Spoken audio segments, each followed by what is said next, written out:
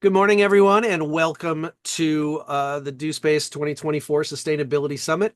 I'm Michael Sowers, your host today, Technology Manager at DoSpace. And first up this morning, we have Stephanie Huettner, who has worked at the Omaha Henry Dorley Zoo and Aquarium for 28 years. That sounds like fun. And is the Assistant General Curator and Curator of Birds. For the past few decades, she's been managing the implementation and sustainable efforts for the zoo and has been closely involved in drafting sustainability master plans and the most recent climate action plan. Stephanie, welcome to the summit. And what do you have to tell us? I have lots to talk about. Hopefully, everyone can stay awake. And also, speaking virtually is so awkward. So, I'm used to looking at faces and things. So, hopefully, I can stay on task here and keep you all engaged and energized. So, like in my intro, I have been at the zoo for a very long time. So, I've been a part of a number of things over all of these years, which has been great because I've been able to experience a lot of things, seen our growth, seen our development, seen a lot of great people, not only employees, but also visitors coming to see the zoo as well. And in that time, I've held a number of positions, all the while remaining engaged in conservation efforts, which could look like a variety of things. Conservation means so many different things to so many different people, but I started in our aquarium as an intern, moved to be a swing keeper in our aquarium, meaning I took care of everything in the building. Then I went to join our penguin team. Then I became our registrar. So I was responsible for all of our animal records, our permitting, all of our animal shipments and logistics, all of that sort of thing.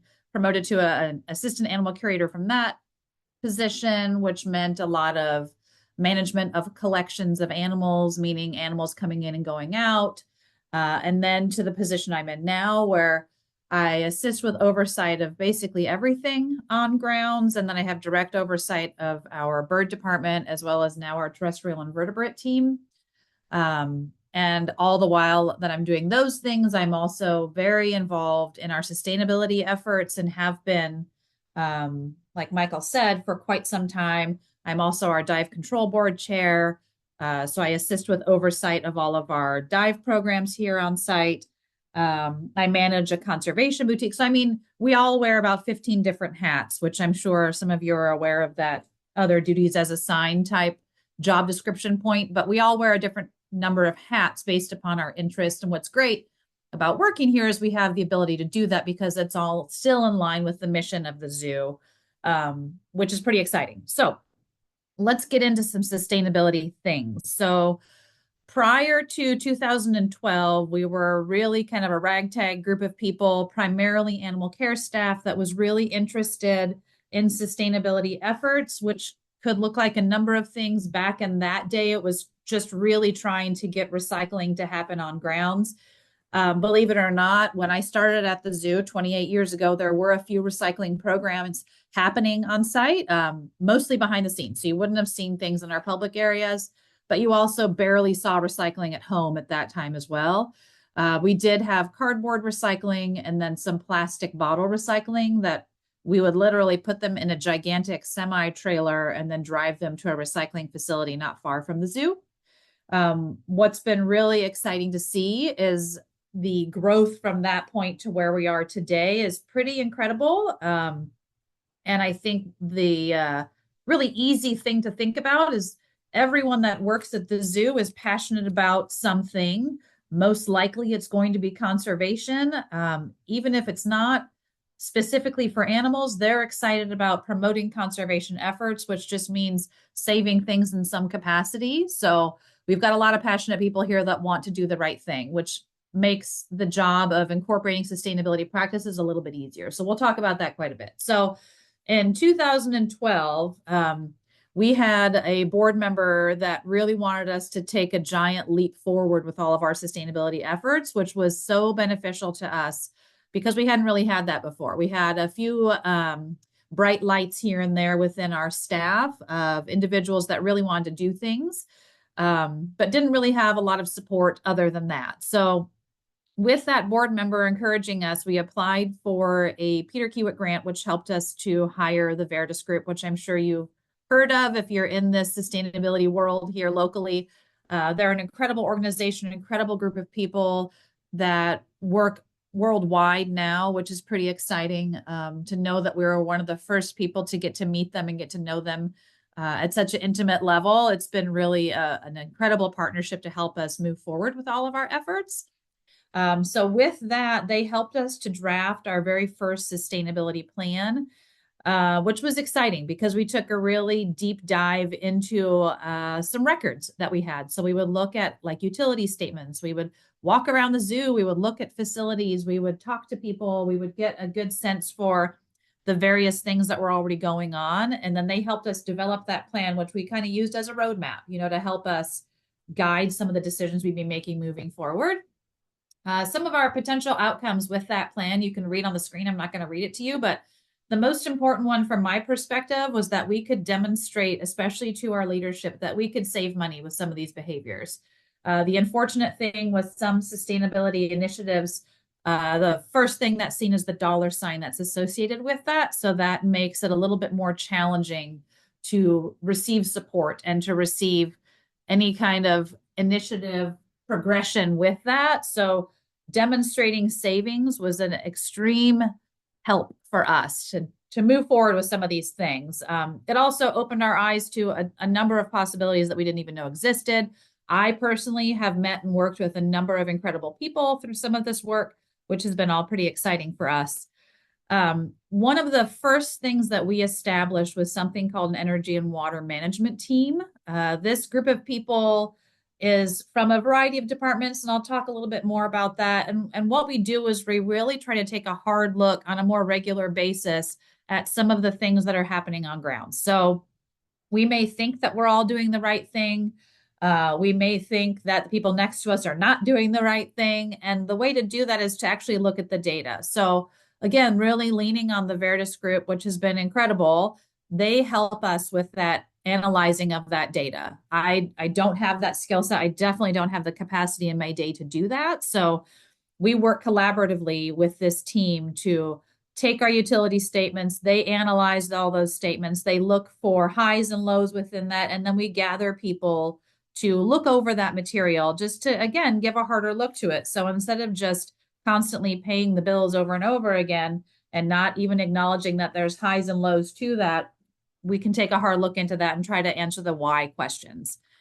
So the group that makes up the energy and water management team, again, is pretty diverse because if you think about the size of our facility, we're almost 150 acres, pretty big place, a lot of buildings, a lot of utilities and uses across the grounds. So we have to think about all of the people that are impacted by that and can also impact that. So you've got animal care folks that work in a majority of these buildings that are using all those utilities for the animal care work that they're doing, also for themselves, right? So we have air handling systems, we have water, we have natural gas, we have electricity, all of those things happening for all of these different people. So we try to bring a representative from any of these areas that we're really taking a hard look at together to really help us analyze what we're seeing and why we're seeing it. And then we can answer some of those questions right away, which sometimes they're really great things that we're talking about. And sometimes there's some significant opportunities for us to make some changes within what we have going on. So this is just a little example of the way we review this data. So again, with that original master plan that we drafted, we did some really great, and we being the Veritas group, did some really great data gathering and collating of that data so we could have some numbers to kind of reflect on and as well as compare to going forward. So we set up these baselines and then we have these comparisons that we can make each year, and having that ability has really helped us to identify when we see crazy things happening. Like you can see in that graph on the bottom left there, the Indian rhino natural gas. That's literally an Indian rhino holding barn. And you can see we have some crazy spikes in natural gas use. So what we would do at that time then is really take a look at that and try to determine what's going on there. Is it a meter that has malfunctioned? Is it actually something that's running that should not be running? So again, taking that minute, it's literally an hour every other month that we get together and we look at these things, have really helped us to find some savings. And you can see the graphs on the right there are really beneficial for us to then take to our leadership to say,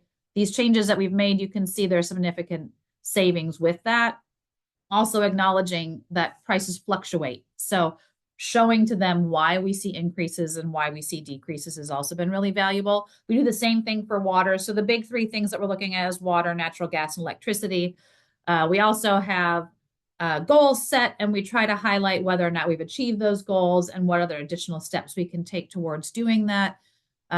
Water has been an exciting one to look at. We have some significant water users here on grounds. And one quick story that I'll tell you is when we started this team, anyone that's come to the zoo prior to the past 15 years probably remembers our red barn and the area of the zoo that now is Glacier Bay and has the splash pad and all those things. So in that area, we had very little water usage from what we thought, but we identified a significant leak to where that area's meter was utilizing more water than we were using, like in our aquarium, for example, which is bonkers. So we had a couple of exhibits that had water, like a gator pool and things like that, but nothing significant enough to utilize that much water. So by identifying that leak and bringing out the appropriate people to help us fix that, significant savings there alone.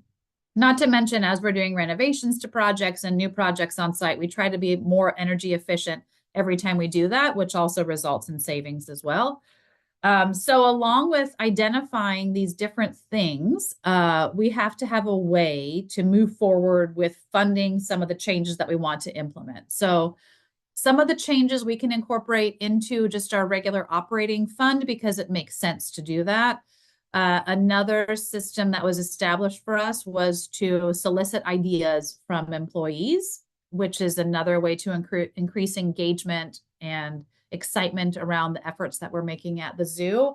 And one of those things that we set up was something called a green loan fund. So originally, it was a chunk of money from the grant that we originally received, as well as some money from what we call our facilities renewal fund. And that's a fund that we have here at the zoo that we utilize for larger projects. So not day-to-day operation stuff, but on an annual basis, we take a look at what needs are for facilities on site and things that we need to be updating and changing. And that's a source that we would use for that. And then as part of that initial green loan fund, we would return monies from any utility savings from sustainable projects that we already have in progress back to that fund to fund future projects. So it was a very exciting way to go ahead and get started on some things. And I'm going to talk through all the different things that we've accomplished that way. It took a lot of involvement from a lot of people. So our accounting team had to stay on task with this as well to help us identify those savings and keep returning those into this fund. So it's just like after you pay off your car, you keep putting that money in the bank, right, to save for your next car. Similar thing to what we were doing in here. And we have to do a lot of analysis of those projects up front as well to determine what we want to do. And we'll talk through that. What was great with that is we were able to demonstrate that this is a great thing to do and a great thing to continue. So with that, we were given a $50,000 annual operating line in our budget. So instead of us having to continually track these things and give them a specific lifespan for each project, we were given a flat rate, and it's now more almost involved into almost just a basic checkbox on a project proposal form. And I'll talk a little bit about that process as well. But the evolution of this has been pretty incredible, knowing that we went from no funding really specified for this to basically integrating this into just operations, which has been very exciting and really indicates that there's a lot of support from all levels here at the zoo to continue on our journey for sustainability.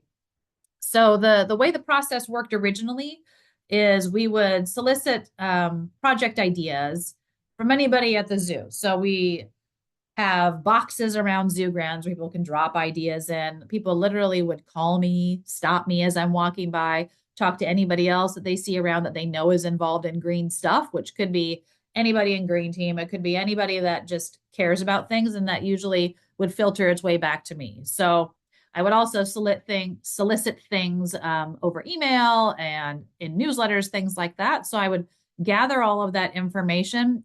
And you can imagine the wide array of things I would receive would be things like, I think you should re-insulate all your garage doors.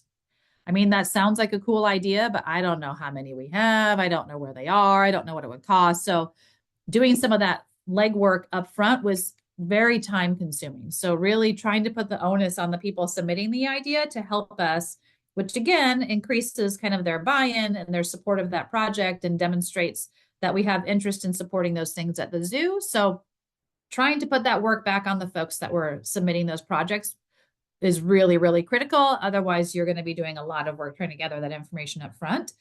So through that process, we would also, again, work with our consulting team, the Veritas Group, to do some of that return on investment analysis and some of that vetting for those different projects. And then we would take those projects in a big list through a variety of approval teams. So we would start with the green team, which I can tell you, the green team is already excited about everything sustainability related. So it was very few times that I would experience someone saying, I don't want to do that.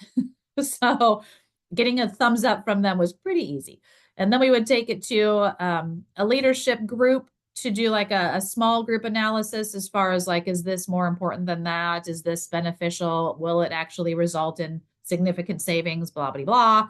And then we would take it to our executive sustainability committee team meetings, which would involve our zoo director and our CFO, all of our senior leadership, basically to say, what do you think about this? So we've started working on a new process for 2025, which would not only involve these questions, but also, again, potentially be something that's just a checkbox as you're requesting funds for larger capital type projects that would be in the higher dollar range. So something that's a little bit smaller is a little bit easier to incorporate. Things that get to the $10,000, $15,000 line get a little bit more challenging. So these are the things that we're definitely looking at gathering up front, so I don't have to do that legwork because, again, I don't have necessarily the capacity to do that.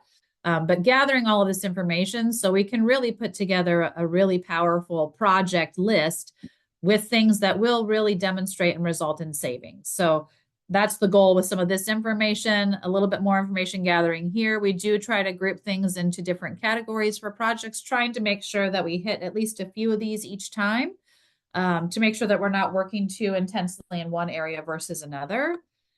And through that analysis, we would, again, look at all of these different things. The biggest and most important things to us are all of these different paybacks. So impacting any of the projects that we have at the zoo would rely on hitting some of these goals, right? So hitting and heading towards our overall zoo-wide goals as far as emissions reduction, waste reduction, all of that type of thing. But also that financial payback. So demonstrating that it's really worth the money or the time or whatever it is that we're investing into that. So this is a little bit deeper dive into the data that we would look at. We don't necessarily talk through all of this data with the various groups of people, depending on who they are, right? So again, green team is like, woohoo, go do it. We love it. Just sign off on it. I want to do all the things. When you get to those leadership levels, they may have specific questions about some of these numbers, right? They want to see the hard facts. They want to see the research. They want to see all those details to help demonstrate to them that it indeed is a good idea. So we have all of these things on hand. And it's really, really a useful tool to demonstrate that it's not just a thing I think is a good idea and it's really cool. It's something that actually should result in savings.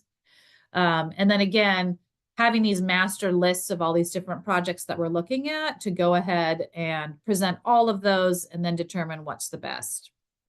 A little bit more of that data collection side here, which is really helpful for us to gather this all in one place to demonstrate again that we've done our due diligence to go ahead and identify all those different saving options and also maybe potentially other alternative projects that might spur off of some of these things. So let's talk about implementation. So 2013 was the first year that we really started working on this, and this was with that original funding option. And you can see we did not spend really that much money, if you really think about it. And something that's, I think, pretty interesting that you'll see as I go through each of these years is you're going to see lighting upgrades pretty much every year. Like I thought there would be a day and a time that we would be like, whoo, done replacing light bulbs. But we have not found that day yet, which I think is pretty interesting. The other great thing about having this consulting team help us out with all of this is they are the ones that have their finger on the pulse to help us know what different kind of grant opportunities we have or what kind of incentives exist with whoever in the community or region that we can tap into as well. So some of these things you'll see are things that they've helped us identify. So doing some of these projects have been really great because they had zero cost, but a pretty significant impact because people see that change is happening, right? So this is 2013. Just an example, you can see the number of light bulbs that we salvaged from some of our lighting upgrades, knowing that we had T12 fixtures still in some areas. So we would try and utilize those until they were completely gone versus replacing them with new things. The center picture there is our shark reef exhibit in the aquarium. So historically, animal exhibits utilize a lot of technologies with lighting that include full spectrum type lights, which are for the most part going to be a metal halide type light, which utilizes a lot of energy. So those fixtures right there were each 1,000-watt bulbs that would be in them, and they would run at least 12 hours a day. So the far right photo is an example of an LED that was identified to utilize way less electricity, I think down in like the 200-watt range. And we've been incorporating more things like that throughout our animal exhibits, also ensuring that we're providing proper parameters for the husbandry needs of the species in those exhibits. So we can't just do a quick little change of a light bulb. We have to think of other things as well, which makes it a little more complicated.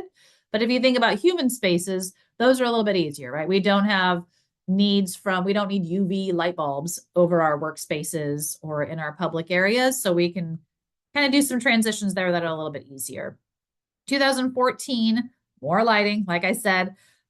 We also were trying to add some indoor recycling containers, which can be very expensive, as you can see.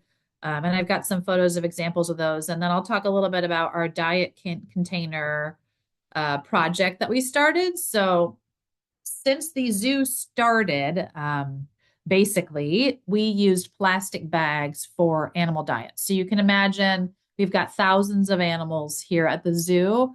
And we've got lovely people like the person on the far right there that have to package those diets, which means they have to, first of all, write a species name on a plastic bag, then weigh out whatever the diet material is and put that into that bag. So that was thousands of bags every single day that were being generated and then thrown into the trash because there was not a great way to capture those and do anything with those. So we started a pilot, which was extremely challenging. To not only shift the behaviors of the people making the diets, but the behaviors of the people receiving the diets as well. Every container has to be labeled, and depending on what species it's going to, you cannot mix meat and produce, so you have to have containers labeled appropriately, which is why there's all the red marking on there. In addition to what species that container is for, you have to properly clean and disinfect and transport those containers. You have to have duplicates of those because diets are made up to maybe 3 days in advance, depending on what the items are. And you also have to have appropriate storage for that and systems for all of those things in place. So a lot more complicated than let's just buy some plastic containers. And also coordinating all the efforts was extremely challenging. But with that ultimate goal of decreasing waste, we had a lot of folks interested in pursuing this. So it was very exciting to see it all come together, but just was a very long haul to get there. But relying on the passion of the folks that really wanted to get it done to go ahead and do that. Another thing that was identified at that time are bats eat, and I shouldn't say it's not just the bats. There's a few other species at the zoo that will use a gel diet. So it almost looks like brownie mix that turns into like a jello type substance. And it's a lot of vitamins and nutrients, that type of thing. Historically, that had been made in styrofoam cups. Who knew? Who knew, right? Other areas would make them in big sheet pans, things like that. So we worked with our Treetops restaurant here on site to go ahead and gather some leftover materials from them, meaning giant sheet pans that didn't need anymore and some giant cooling racks, things like that. So we could make the gel there versus in styrofoam cups. Another big win, eliminating a significant amount of waste and a significant amount of terrible waste that we couldn't really do anything else with because it was dirty and it was styrofoam. So 2015, again, more lighting upgrades and then some additional technologies that we've started dabbling in. And you'll see a little bit more of this as we talk through all these different years. VFDs, or variable frequency drives, are something that we've been able to incorporate into air handling systems as well as some of our filtration pumps for our life support systems for our animal exhibits. And those are great because you can utilize a little bit less energy at certain times with those systems. You don't need to run pumps on 100% all the time. So we've been able to identify some systems where those would function. Not every system will work with that, but it's been exciting to incorporate those to start to see some of the savings with that. And the lighting upgrades from this year were kind of exciting. Like our carousel light bulbs went from, I believe there were like 1,500 some odd light bulbs on our carousel. And they have a historic look to them because it's a themed thing. So I couldn't just replace those with a bright blue fancy looking LED bulb. So it took some time to identify an appropriate bulb that would fit into the carousel fixtures, as well as look appropriate for the appropriate theming and the historic quality of that ride. And then we had to go around and carefully remove all the covers, carefully replace the bulbs, carefully put the covers back on. So it was a multiple day process of a lot of great volunteers. So those light bulbs went from about a 10-watt bulb each down to about 0.7 watts per bulb. And again, I believe it was like 1,589 light bulbs. So a significant change for just our carousel on lights that are truly decorative, right? No other purpose than decoration. But additional areas received some lighting upgrades. Some of those were not just to like a T8 type fluorescent light, but some were actually advancing into LEDs. So you'll see more LEDs popping up here in 2016. A lot of our graphics historically had been this backlit fluorescent lights behind a backlit plastic sheet with graphic information on them. So trying to upgrade some of those to LED fixtures as well. Some additional indoor recycling containers. And this is an example of what some of those indoor recycling containers look like. So we can't just put things out on grounds and expect people to know what to do. So we have to make sure that we have appropriate graphics on them, which involves, again, multiple layers here at the zoo. So we have to work with our graphics team. We have to work with our designers. We have to work with a number of people to go ahead and develop those materials before we can test them out with the public. And expecting the public to know what to do is very challenging, right? They walk into the zoo and they're not going to know the rules of how we function. They're also, if they're from out of town, not going to know the rules of the region, knowing that there are regional variations for what you can recycle. So it's not as easy as, well, at home, I do this. It may not apply here. So making it easy enough to do, otherwise people are going to get confused and not want to do it anyways. So 2017, we have a lot of lighting upgrades there and more recycling containers going on grounds. Our goal at that point was to try to eliminate T12 since they were eliminating themselves anyway. So we had to do some of these upgrades, but we had the funding source to do that. So kind of an exciting opportunity there. We also took a hard look at some of our graphics on our bins just to make sure that we were hitting all of the different points that we needed to hit and making sure that they were clear. And this is something that we have to constantly evolve. Like education around any recycling efforts is a constant. It never goes away because for some reason I could remember how to do it today, but tomorrow I'm going to forget. So we need to constantly have those reminders for our visitors as well as our staff. Like our staff forgets things just as easily as the public does. So incorporating that educational piece has been really important to us.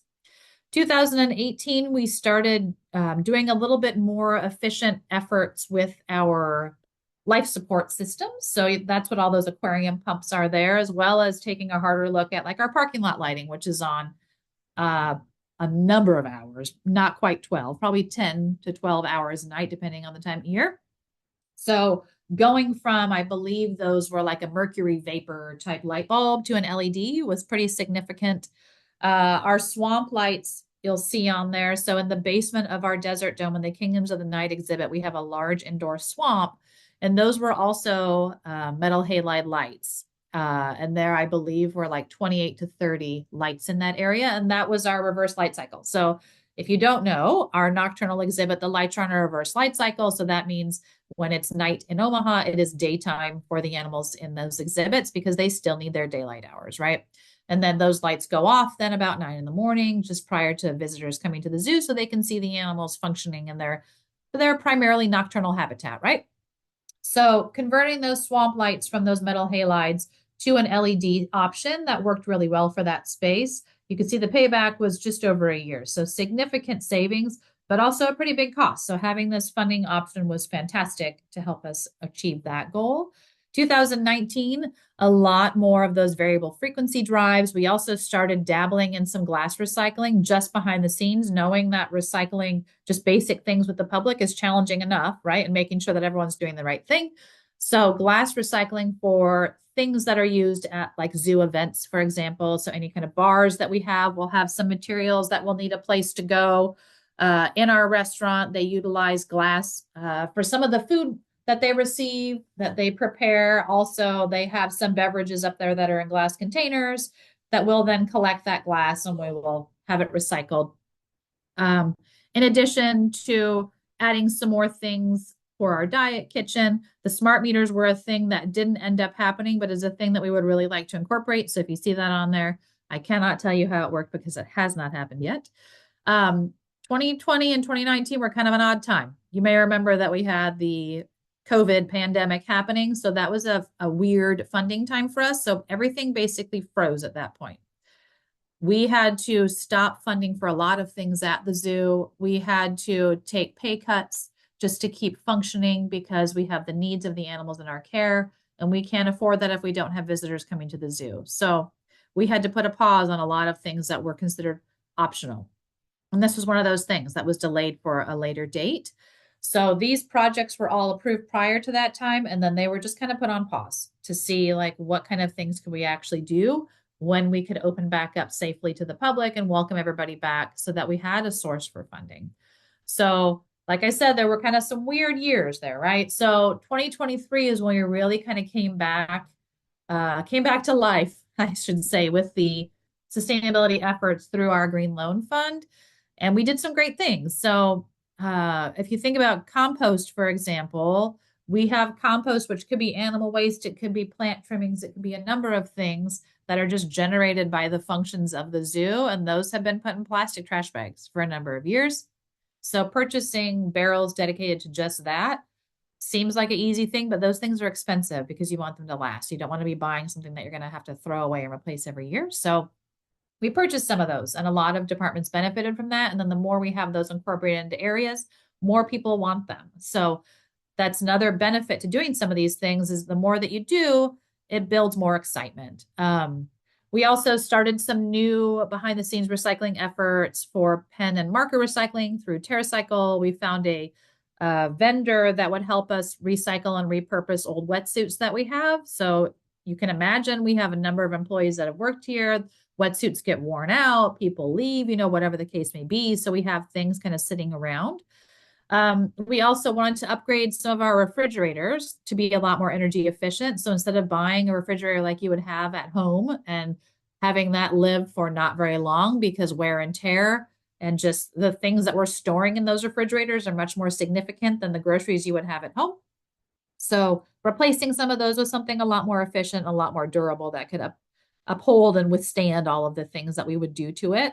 We also started testing out what it might look like to host zero waste events, which is extremely challenging. Again, that education piece is critical, and having people on hand to help with sorting of waste and really started taking a hard look at what waste is generated here on site. Another challenge that we have is that we allow people to bring in any kind of food or drink aside from alcohol that they would like. So that means umpteen different kinds of packaging and containers. So we have to help them find a way to get rid of. Ideally not in the trash, but sometimes that's the only option based on the things that are being brought in. So that just makes it really challenging for us. And then trying out those event style zero waste opportunities would be hopefully a little bit easier, knowing that we could potentially control the things that are being brought on grounds. But when you think about food trucks, for example, they could have a variety of things that they are using as well, which is just an added challenge. So testing some of these things out up front with this funding source is really a great way to see if those things will work for you. And if not, how can you tweak things to make them work for you? So we do have the pen and marker recycling. This is something that anybody can do. You just get on the TerraCycle website and you can sign up for these different brigades is what they call them, where you purchase a box based upon the size of the things that you're trying to collect. We have an employee that made this fantastic graphic for us to send out to staff and volunteers so that they know that they can do this in our zoo site. I can tell you our educators are very excited. So for those of you that don't know, we do have a full-time kindergarten full-time preschool, as well as high school here on grounds. And then we have partnerships with middle schools to send students here a couple of days a week. So we have a lot of students here in addition to employees and volunteers using, obviously, pens and pencils. So this is a great way to capture those things and get them out of the landfill. Our incredible diet kitchen staff saw an opportunity to increase some diet containers. So before I even asked for it, they had generated the savings that we would see from that, not just in waste, but also financial. So kind of exciting to see that people then would take that initiative to help us justify up front, initiating those different projects. So that was really beneficial. And then this year, you can see the things that we're working on. We've already completed our NOKI staff training, which is basically climate action education training for primarily education and frontline staff at this point to help us develop appropriate messaging around climate change and climate action. So that's been a really beneficial training program for those folks that will likely continue. We also have a couple of different lighting and pump upgrades. We're looking at a couple of different recycling updates, things like that. So these are all in the works right now. And I've been hounding all the folks working on these to ensure that they're going to get done. So here's an example of a waste station that we sampled out just for a specific event, right, to see if this would work. So the look of this is very rough and tumble, I can tell you, but I know that things like this can work if you can have appropriate graphics, appropriate education, appropriate volunteers to help with that. So another facet of what I do is I work with our green team. I know most people that are involved in sustainability at their place of work have a green team of some sort, which is just those passionate people that are excited about sustainability efforts and implementing some of those projects. So similarly to our energy and water team, we ensure that we have enough folks from the variety of departments that we have here, just to make sure that we're getting all of the different information that we need and that they can help us disseminate that information as well. And we really try to work with people that are excited and not just excited, but excited and will do things, right? So it's cool to like be involved in the thing, but if you're not contributing, it's not cool to everybody else. So that's kind of my big rule. If you're going to be here, you got to do stuff. So what we do with that is we treat it as if it's a executive committee at the zoo. We go ahead and we take professional looking notes. We demonstrate that there is action happening. We assign action items. We have goals. And then I act as that conduit to our senior management team to say, here are the efforts that are happening. And here is how we can help, right? Our green team does not have a budget, but if your green team does, that will give you even more opportunity to implement things on the ground floor versus having to go up the chain, basically, to get approvals to do things.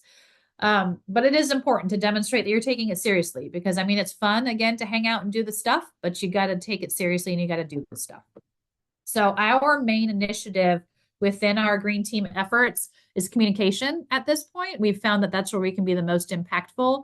So we focus right now on staff and volunteers as an entity, and then we collaborate with our education team to push out materials to the public as well. So they're developing messaging through our graphics, through our online media sources, all of those different options, where our effort is more internal. So making sure that we know what we're doing and why we're doing it. So we do things in newsletters. We've done things at IMAX Films when that was the IMAX, and now our giant screen theater. We've done things on just simple things like napkin dispensers in our restaurants. So things like that.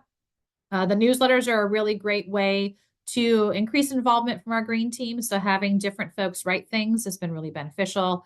It shows that they're engaged and they're excited about being a part of it. And it also offers an opportunity to educate everybody again on what's going on and how they can be involved. And then this is just an example of some of the social media messaging and on our website, things like that, that we also like to incorporate, trying to push out that things are happening, whether or not you can see them, right? So another thing that the green team is responsible for is those people are kind of our key people to help us not just disseminate information, but to also help us implement new projects. So things like battery recycling, for example, will rely on the green team to help us make sure that the right batteries are going to the right places because we have two different recycling programs. One is a local effort that we work with the Cross Recycling Center to collect alkaline batteries from us. And then another is Call to Recycle, where we send out rechargeable batteries. And those have to all be packaged appropriately and picked up appropriately, all of those types of things.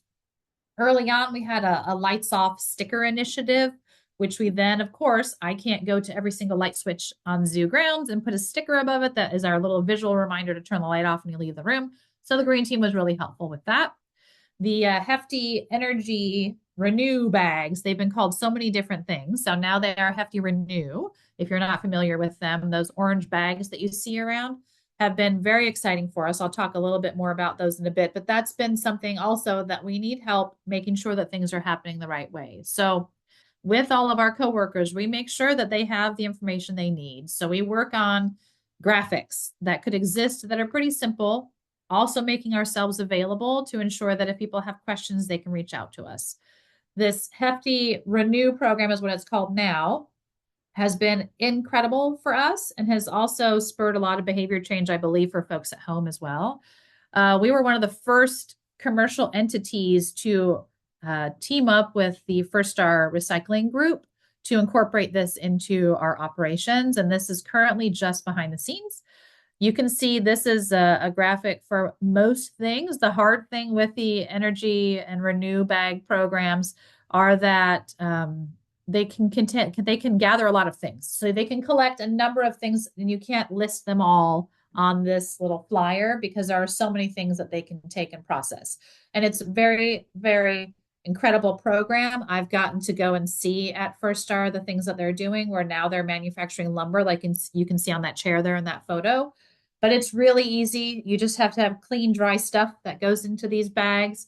I like to make sure that our bags are full to the tippy top because the bags are how the program is funded, which means they're not free. But this is also something you can do at home. So a really great way to collect those things, but also a great way to stand back and look and see, why do you have so many of those things to begin with? Are there alternative choices you can make, which we've started to identify here on site, which have also rolled into impacting things like in our gift shop, for example. We've got our gift shop buyers that are working with vendors to try to eliminate plastic packaging and plastic wrap and all of those types of things on the things that we sell in our gift shop. Styrofoam is an unfortunate thing also that seems to be essential with the way that we function. Plastilite is a local corporation that works with us to collect certain types of styrofoam, right? So the expanded polystyrene is the stuff that they want to gather. They don't want to gather all the other stuff, but luckily for us, we have a means to collect that in those energy bags or those orange bags, right? So we can put all of those things in those orange bags. Those can go away, but those other types of expanded polystyrene can be picked up by the Plastilite group, and then they'll repurpose those. And they primarily make coolers and things like that. So you can see we gather all those things, bag them up, and send them away, which is a fantastic partnership. We also recycle all of our light bulbs that are used on grounds. We have to store those properly in giant cardboard barrels. We literally just had a pickup yesterday of light bulbs, and we're talking thousands of light bulbs because we've got lights everywhere. We try to get more and more efficient with each of our projects on grounds, but we still will have things that need to be recycled from time to time. And there's many different kinds of bulbs, so we have to make sure that we keep track of that. Then we have to collaborate to gather all of those bulbs in one place for easy pickup and provide inventories, that type of information as well, so that we can have it all under control, right? Another thing that we like to do is encourage folks to participate through a number of initiatives. And this is one that gets kind of competitive and has been really, really fun. So we started this, I think before 2018, as just a way to encourage people to not just drive themselves to work, right? So there are other ways of coming to work. I personally ride my bike every day. And I may say I usually win the Commuters Challenge for the biking portion, but it's a really great way to encourage people to do other things, to think outside of what they're comfortable with and what the norms are, because there are better ways to do things for most of the things that we do. And it's nice to have those reminders. The zoo also does offer free bus passes to employees. So if you live in a location where you can easily ride the bus to work, it's a fantastic way to utilize that public transportation, and the zoo will fund that for you. So kind of a cool thing there. But again, it can get really competitive, and it's kind of exciting to see the numbers that folks are willing to generate through this program. So this is something that I love to end with because I think it's pretty funny. Hopefully you all think it's funny too. I'm going to imagine that you're all laughing on your screens. Um, Years ago, we had a video contest. So we reached out to the zoo and we said, everybody just make a video about recycling and we'll have a little contest and we'll have winners and it'll be super fun. And this is one of my favorites and it makes me laugh really hard. It's a tiny bit outdated, but I guarantee it's still funny. So you'll want your volume on because there's some funny stuff that happens. And I will let you see this now. This is our jungle cruise recycling video. Here you go. Oh no, it ended. I'm going to try it from here.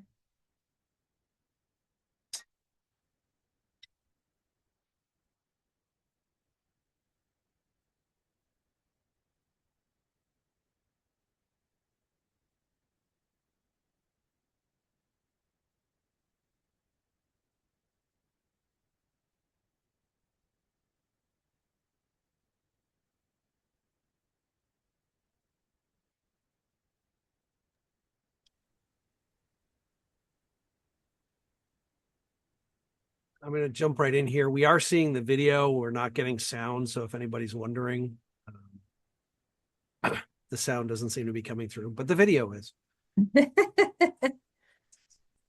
Well, you can just read their lips. Yeah.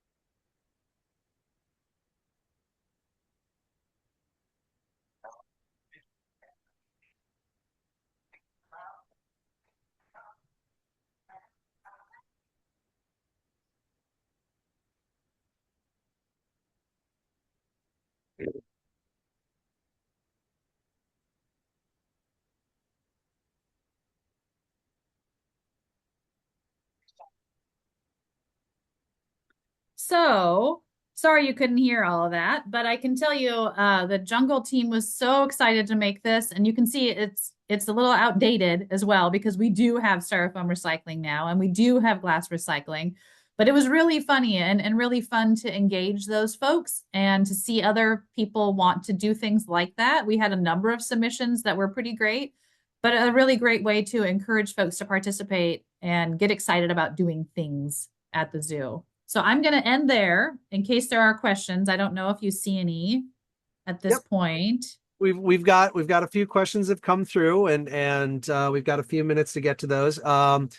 We still, like I said, have a few minutes. So if those of you have other questions, feel free to put them in the Q&A section of the Zoom meeting.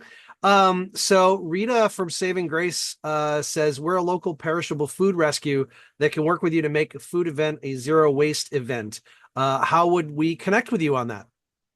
They can definitely send me an email. I don't know if you have all of my contact info posted somewhere, but they can send me an email. I know we're doing a tiny bit of food collection currently with some of our things, but we're definitely always open to other opportunities. So if you can share that somehow, or I can type it and put it somewhere, I'm happy to talk to whoever. If you want to throw it in chat, I can send it to Great. her through that. Okay, great. So I'll do my best to do that.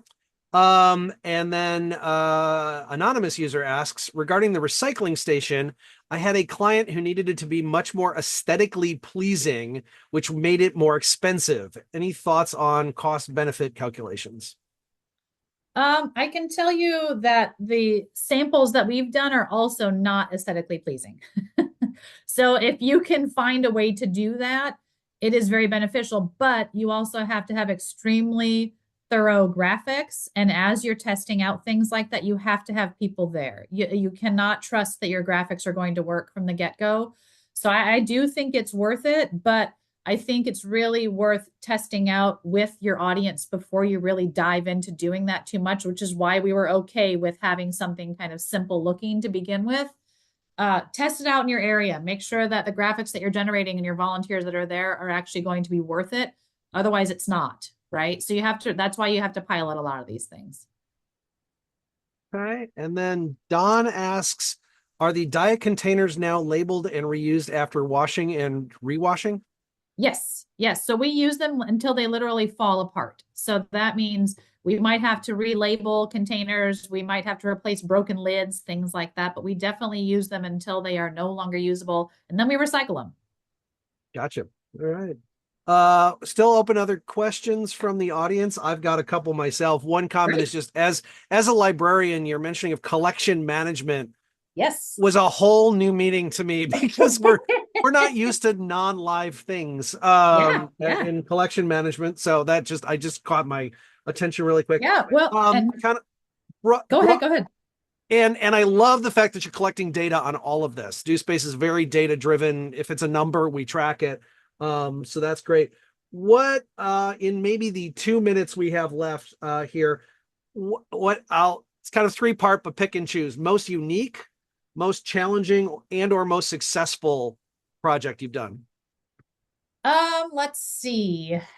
I think of the things that I've talked about, the diet containers were probably pretty exciting, knowing the volume of waste that we've gone through, and seeing how people have embraced that has been really, really cool because that's a really tough one.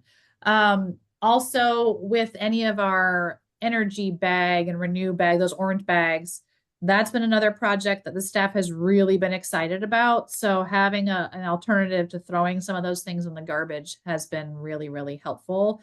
And they're all about it. Like if I'm running out of bags, they're the first to tell me we need more bags, so they help us stay accountable for that as well. And they keep each other in check. So if they see someone doing the wrong thing, they are first to go ahead and correct each other, which has been really cool to see. All right, and last question from the audience. Okay. Don also asks, are the mixed recycling containers contaminated with liquids, and how do you deal with contamination? Right, right. So we have certain contamination levels that are acceptable to the First Star Recycling Company, and they assess the materials that we take to them. So if we have bypassed those contamination levels, they let us know. And then we have to look at efforts to increase our recycling here. And I can tell you with the mixed recycling, most of the liquids, as the materials are being crushed by the equipment that picks them up, most of those liquids are shot out of those containers. So yeah, it's gross. It's gross. I'm going to tell you. So that's why people need to dump that stuff out, right? Just do the right thing before you put it in the container. Yep. Okay, one more I'm going to sneak in. Trey Okay. is a volunteer from the Cheyenne Mountain Zoo. Cool. Do you collaborate with other zoos? And Oh yeah. I will happily put your email address back to him if that's okay. Yes, I absolutely do. And you're probably aware of the Association of Zoos and Aquariums within the AZA, which we are an accredited member. There are a number of groups within that organization, one being the Green Scientific Advisory Group, and that's one where all like-minded, sustainable-brained individuals gather and do things like we just did today and like what's happening today. So they all talk about things that they're working on, opportunities that they have, ways we can collaborate, all of that kind of stuff. So yes, we absolutely collaborate, and I love sharing ideas and then stealing ideas from others as well. Share. All right, Stephanie, thank you very much. Thanks for kicking the day off. This was Of really course. interesting. Definitely you've got a unique set of situations to deal with, and loved hearing about them. Most organizations do not have some of the waste you have. So, Yeah, that's well, true. all right, thank you very much. Yes, thank you. Have a great day. Too.